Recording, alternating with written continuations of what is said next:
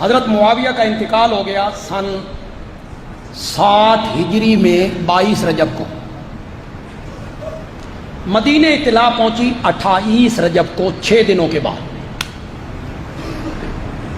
مدینے کے گورنر نے سارے لوگوں کو بلایا, ان میں حضرت حسین کو بھی بلایا. حضرت حسین نے مہلت مانگی کہ میں الگ بیعت نہیں کروں گا, سب لوگوں کے سامنے کروں گا.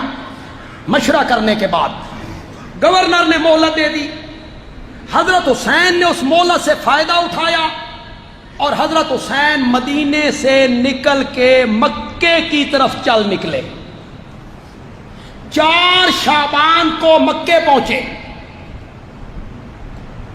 شعبان 4, اس کے بعد رمضان, شوال, ذیقعد.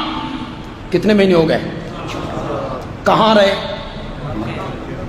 کسی نے مجبور نہیں کیا. مکے کے گورنر نے کبھی نہیں کہا بھی بیعت کرو. آخر نواسہ رسول ہے, کون مجبور کر سکتا ہے؟ 4 مہینے کسی نے نہیں کہا, نہ کسی نے مجبور کیا.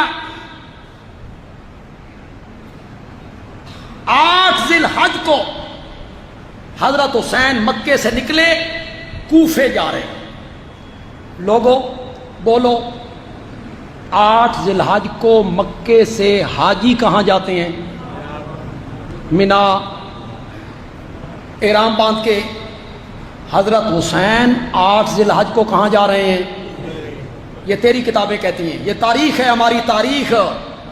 دل مانتا ہے, مانتا ہے دل آپ کا کہ حج چھوڑ دیں؟ پھر اگر لوگوں کا ذہن بنانا تھا تو حج بڑا موقع تھا. کہیں کہیں سے لوگ حج پہ آ رہے ہیں. حضرت حسین ان کے سامنے بیان کرتے, جزیز زانی ہے, شرابی ہے, اسلام کو بدل دیا, شریعت کو بدل دیا, بہنوں سے زنا کرتا ہے, اس کا تختہ الٹنا چاہیے. تو بڑا موقع تھا حضرت حسین کے پاس اجتماع کا, حج کا. لیکن تاریخ کہتی ہے کہ حضرت حسین 8 تاریخ کو مکے سے نکلے. کس طرف چل نکلے؟ کوفے کے لوگ پھر انہوں نے سر اٹھایا, انہیں موقع مل گیا پھر انتشار پیدا کرنے کا. پہلے انہوں نے حضرت علی کو ڈھال بنایا تھا, اور اب انہوں نے کس کو ڈھال بنایا؟ خط لکھے, آ جائیں, ہم نے کوئی یزید کی بیعت نہیں کی, ہم آپ کے ساتھ ہیں, آپ آئیں ہمیں سنبھالیں, نہیں آئیں گے تو ہم کل قیامت کے دن آپ کے نانا سے شکایت کریں گے. 18,000 خط. کتنے؟ اور بڑے بڑے چودھری, بڑے بڑے سردار, بڑے بڑے کھڑپینچ کوفے کے, ان کے خط, ان کے دستخط. حضرت حسین چل نکلے, لیکن اس سے پہلے انہوں نے اپنے چچا زاد بھائی مسلم ابن عقیل, اس کو کوفے بھیجا کہ جاؤ تحقیق کرو, یہ جو خط لکھنے والے ہیں یہ کوئی مخلص بھی ہیں یا یوں ہی مجھے بنا رہے ہیں. مسلم کو بھیج دیا. پہلے کوفے سے 60 آدمیوں کا ایک وفد حضرت حسین کو یقین دلانے کے لیے آیا کہ سارا کوفہ آپ کے ساتھ ہے, ہم آپ کے ساتھ ہیں, اگر آپ ہمارا ساتھ نہیں دیں گے تو ہم آپ کے نانا کے پاس شکایت کریں گے. وہ 60 بندوں کا وفد بھی آیا تھا, وہ بھی ساتھ ہے. حضرت حسین بھی, کنبہ بھی, قبیلہ بھی, بیویاں بھی, بیٹیاں بھی, معصوم بچے بھی. آپ میں سے کتنے لوگ جانتے ہیں, بعد میں ہاتھ کھڑے کروا لوں گا آپ سے, لیکن کتنے بندے آپ میں سے جانتے ہیں کہ جتنے صحابہ مکے میں موجود تھے ایک ایک نے حضرت حسین کو روکا یا نہیں روکا؟ غور سے بولو. عبداللہ ابن عباس نے روکا, یہ میرے نبی کا چچا زاد بھائی بھی ہے, حضرت علی کا بھی چچا زاد بھائی ہوا, تو حضرت حسین کے یہ نانا بھی لگے نبی پاک کی نسبت سے, چچا بھی لگے حضرت علی کی نسبت سے. پھر ان کے لیے جھولی پھیلا کر میرے نبی نے تہجد کے ٹائم دعائیں مانگی تھیں, مولا میرے چاچے دے پتر نو قرآن دا علم عطا فرما. انہوں نے کیسے روکا؟ انہوں نے کہا حسین اگر مجھے یقین ہوتا نا کہ تو میرے کہنے پہ رک جائے گا تو میں تیرے داڑھی کے بال پکڑ کے اور تیرے سر کے بال پکڑ کے اور تیری سواری کے آگے لیٹ کے تجھے روک لیتا، لیکن مجھے لگتا ہے تو میری بات نہیں مانے گا۔ حضرت حسین نے نہ بات مانی۔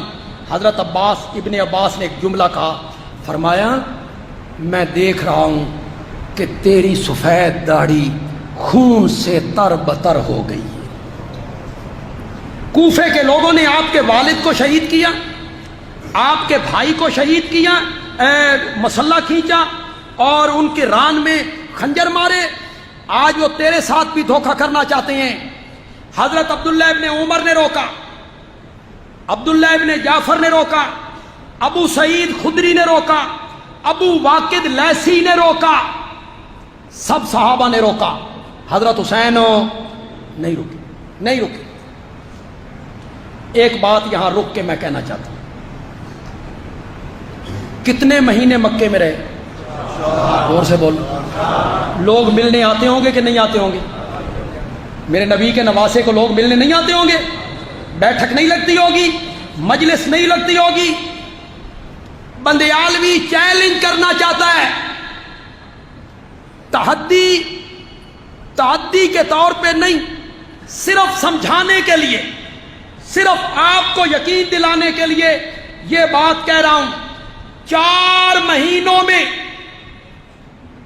حضرت حسین کا کوئی خطبہ، کوئی نجی محفل کی گفتگو دنیا کی کسی کتاب سے ثابت کرو کہ حضرت حسین نے کسی بندے کو کہا ہو کہ وقت کا حکمران زانی ہو گیا ہے، شرابی ہے، دین بدل گیا ہے، شریعت تبدیل ہو گئی ہے، میں نے اس کا تختہ الٹنا ہے، میرا ساتھ دو۔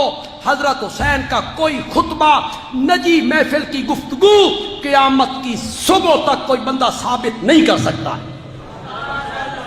حضرت حسین نے کوئی کسی سے بات نہیں کی۔ آج تمہیں پتہ چلا کہ وہ زانی تھا، شرابی تھا؟ تم نے ایک دیوبندی عالم ہے، دیوبندی عالم، نام اتنا بڑا ہے میں لینا نہیں چاہتا نام، میری عادت نہیں ہے کہ میں ممبر پہ کسی عالم کا نام لوں، اس نے بڑی کتابیں لکھی ہیں۔ جب یزید کو رگے دو گے نا، معاویہ نہیں بچے گا، تم بچا ہی نہیں سکتے ہو، اس سے نہیں نہ بچا تو کہتا ہے، معاویہ نے یزید سے کہا دن کے وقت رقیب کی آنکھ کھلی ہوتی ہے، یہ کام جو تم کرتے ہو زنا والا، یہ دن کے ٹائم نہ کیا کرو، رات کے وقت کر لیا کرو۔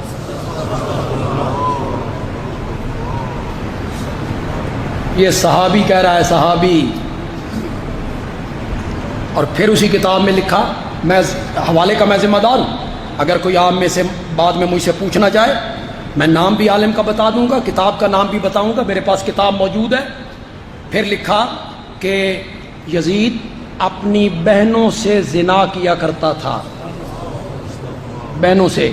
میں نے کہا جان کی امان پاؤں تو پوچھ سکتا ہوں یزید کی بہنیں کون تھیں؟ کس کی بیٹیاں تھیں بھائی؟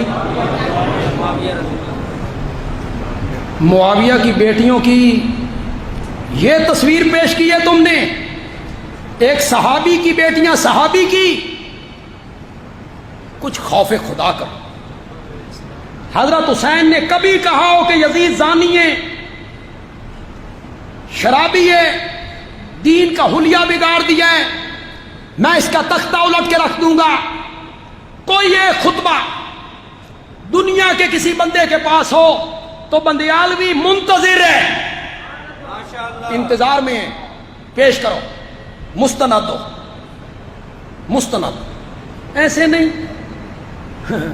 حضرت حسین کا گھوڑا ساری رات دھوپ میں کھڑا رہا تھا، ایسا نہیں، ایسا حوالہ نہیں، مستند حوالہ کوئی لاؤ، کسی کتاب سے لاؤ۔